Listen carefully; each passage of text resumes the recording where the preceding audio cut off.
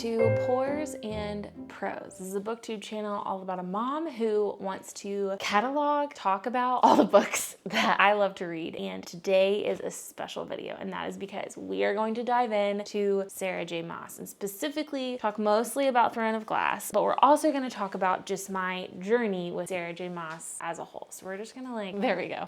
So we're gonna talk about Sarah J Maas as an author. And I first just want to say the reason why this video is coming out is because a couple weeks ago, the Call Her Daddy podcast released an exclusive interview with Sarah J Maas. And I have to say, if you don't know really anything about this author as a whole and the books that she has written, let me just tell you, she does not typically do a lot of media. She'll do media around book publications, but she doesn't really go on podcasts. She doesn't talk a lot. So this was a huge deal if you are a Sarah J Maas fan, and I have become one. So let's walk through my feelings and love and respect for Sarah J Maas book, my journey, and also anything and everything, what books I haven't read by Sarah J Maas yet and why, and also my clearly favorite series, which is currently Throne of Glass. So without further ado, pull up a chair, grab your coffee. For me, this is my tea this evening, and let's get into it. Okay, so first off, I just want to say this is just an opinion video. This does not have to be necessarily objective. This is mostly subjective. I will give you my full out opinions. First off, let's just start at the beginning. I read Fourth Wing, absolutely loved it. I talked about this in a previous video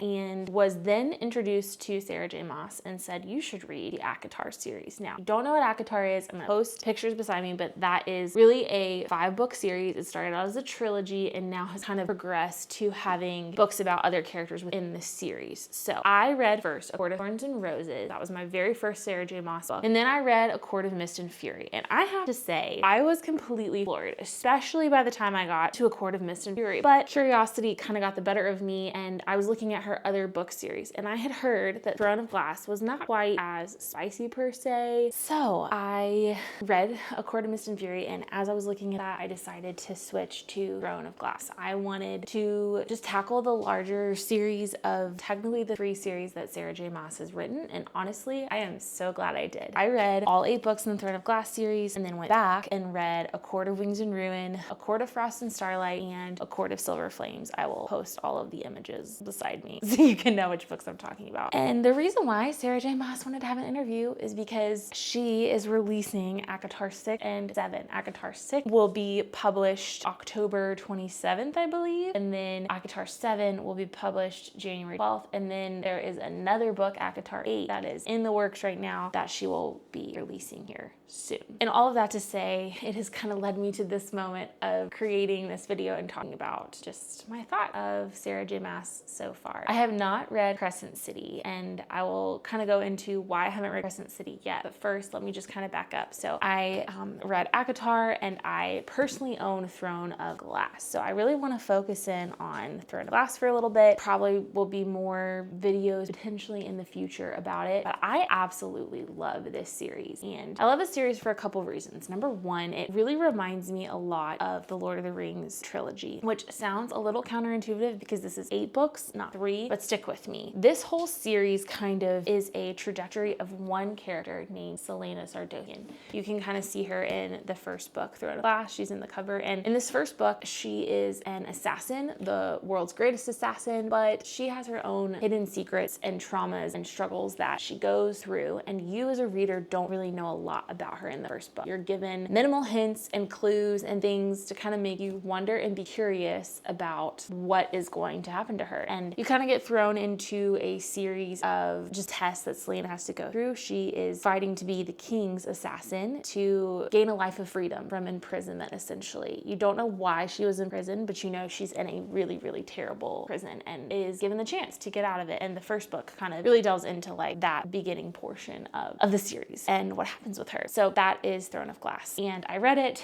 and was super intrigued, kind of similar to ACOTAR in a way. If you read A Court of Thorns and Roses, there is that just kind of beginning part of the plot, and it's simple, but then towards the end you go, wait, there's so much more to this story. So then that brings me to the second book in the series, which is Crown of Midnight. This one I absolutely loved the first time around. I'm rereading this series currently. I'm on Air of Fire right now, and Crown of Midnight definitely took an interesting turn for me reading it a second time. I could see see a lot more of the reasons why some people struggle to read Throne of Glass or get into this series. Because the second book just kind of takes some loops and turns throughout where you're just going, why is this happening? Why are these characters doing what they're doing? Why is Celaena making these decisions? And you really just struggle to understand it when you're reading Crown of Midnight. But I read Crown of Midnight second, loved it the first time, thought it was okay this last time. And then I personally think the next book to read in Throne of Glass is Assassin's Blade. Now, you will get a lot of people with different opinions of what order to read this in. I'm just talking about my experience and why I think that I am right.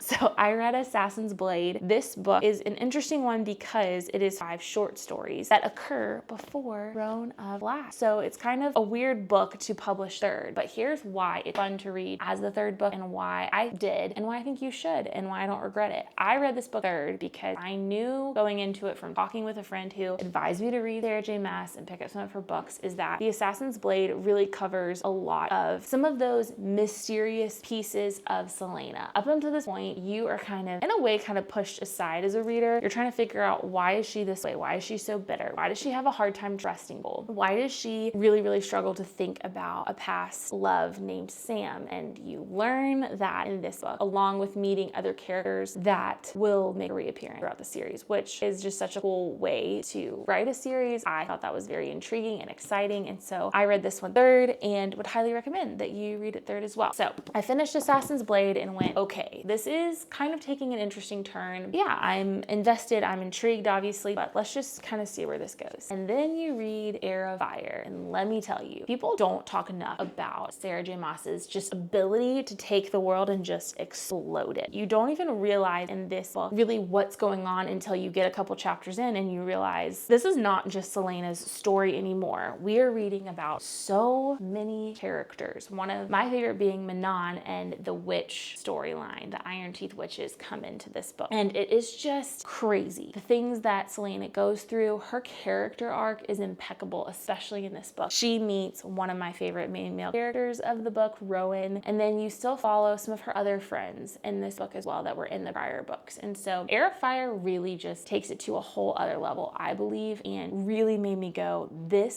series is insane. I can't believe that I am reading this series. I can't believe that I am just here. Like, this is crazy. And yeah, it was just an insane time for me. So that's Heir of Fire. Loved it, and it's what made me go, this is insane. Like, I love Sarah J Maas and I'm in it for the long haul. Okay, so after Heir of Fire, I picked up Queen of Shadows, and I was told by several people followed on Bookstagram, BookTube, and my friend who recommended me this series, shout out Mallory, she said this was one of her favorite books, and I can concur. Queen of Shadows is kind of, I've heard another booktuber describe it as Avengers Assemble. I would honestly say it's kind of going back to Lord of the Rings trilogy, because you have so many characters, so many storylines, and Sarah J Maas kind of weaves them all together, brings a particular theme, idea, plot line, and that is when the plot massively builds, and you are moving 90 miles an hour throughout this book. It does not slow down whatsoever. You begin to kind of see some of the ties of characters. You kind of think you know who the villain is, but then you read this book and you realize, oh, that's not the real villain that we're dealing with. And yeah,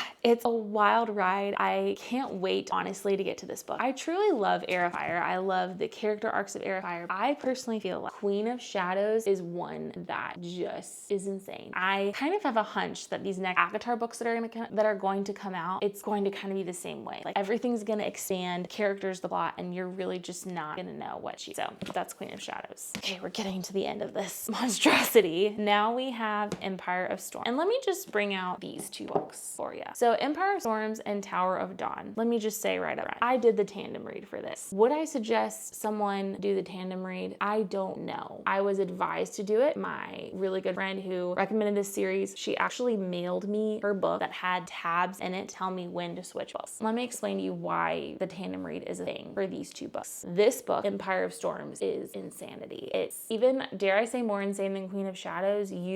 So many things happen in this book and you can't put it down. But then you get to Tower of Dawn, and Tower of Dawn is basically the same timeline as Empire of Storms, but Tower of Dawn takes place in a new world with another main character. He's kind of gone through a lot, he's not the most likable character, although I think Elle's a great character. But anyways, you just realize throughout it that you're going to have to really deep dive into his storyline, and it is not as fast paced is Empire of Storms. But also, Empire of Storms ends on a massive cliffhanger. So people that read this series in publication order were following along with it, got to the end of this book, and then started this book and went, what? It was kind of like deja vu. Why are we starting back at the original timeline when I can just read these two together? So, long story short, a lot of readers of this series do the tandem read. Here's what I'm going to tell you to do. If you are a person who cannot juggle going back and forth between two books, don't do it. I think a lot of people put a lot of stock into the tandem read and think you have to do the tandem read. Honestly, I think you can read the whole series without doing the tandem read and be totally okay. I think that for me, it worked in my favor because my son was taking 3-hour naps every day. So I had time to switch between two books. If I were to do the tandem read now with a 4-year-old, just a lot more difficult and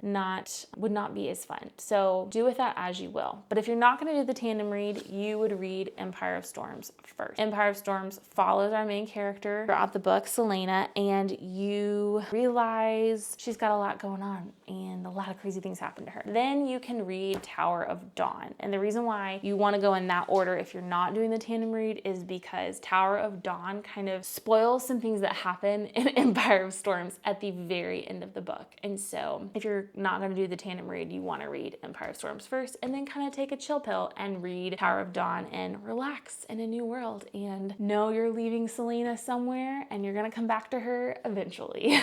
And it kind of loops all back around to the final book of the series, and that is Kingdom of Ash. This monstrosity, it doesn't look huge from my vantage point, but let me just tell you, it is 980 pages. Sarah J Maas actually talked about in the interview how she had to cut pages from this book. She could not print it as a 1,000-page book because there was not enough glue to physically hold a book together with her publishing company. When you read Kingdom of Ash, you will see why it is as long as it is. It is tying up all the loose ends. You have all of the characters coming back into one place, and you have wars and chaos and endangerment of the main character and all kinds of stuff. Let me just tell you, this is a trigger warning. It's not really a spoiler. Some people might say it is. This book does talk a lot about torture. So do with that as you will, but the first couple hundred pages are hard at times to get through. So that's a trigger warning, I will say. But it ends so beautifully. I cried, I laughed, I just couldn't believe where Sarah J Maas took this series. And I have to say that's why this series is my absolute favorite. So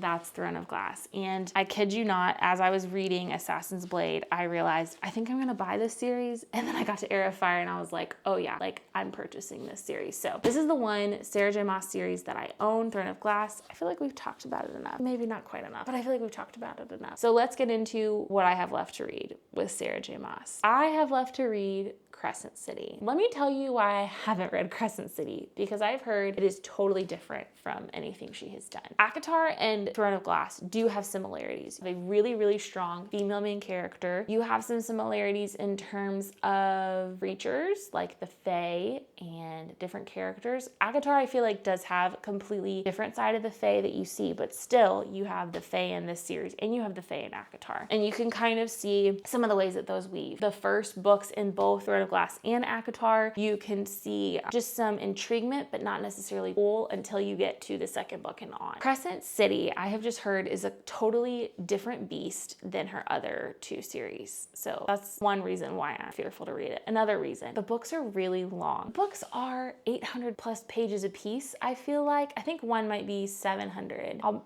post the page count here through the video, but still, they're really long. You start off with House of Earth and Blood, and then you start out with House of Breath and Sky, yes, and then you read House of Flame and Shadow. I will correct myself if I'm wrong about that. And I've heard it's just totally different than her other two series, but here's why I'm gonna tackle Crescent City, and that is because there is a massive, in the third book, crossover between characters from other series, which is insane, like insanity. Who does that? Who does that when they write fantasy series? Sarah J Maas does, and she wants you to know that. So I fear I'm gonna have to read Crescent City because when ACOTAR 6 comes out, I'm just gonna have to be wary and know that there will be characters from the other two series that will come into play. So Godspeed to me as I read Crescent City, and I might catalog, dialogue, read it, talk about it. Probably won't be able to do a vlog because if I'm being honest, my life does not cater towards reading vlogs these days with a preschool kid. But nevertheless, that is my journey with Sarah J Maas. books. I hope, if anything, that this gave you some more context, more clarity, maybe. Definitely gave you clarity about Kingdom of Ash. I feel like I didn't talk about ACOTAR enough, but I will say ACOTAR is a similar plot line. Granted, you could look up the plot line on Reddit, or ChatGPT could give you a better plot line than me. But either way, both stories have strong female main characters that go through journeys, and different journeys at that. And yeah, so pretty crazy getting into the Sarah J Maas world. It's insane how you can read all of these books and just find something to love. Find a world to get lost in the midst of and be able to figure it out. I would love to know down in the comments if you are a Sarah J Maas girly, if you've read any of these series that I've talked about, if you have any tips for me in reading Crescent City. And also make sure to like and subscribe to Pores and Prose. Cheers.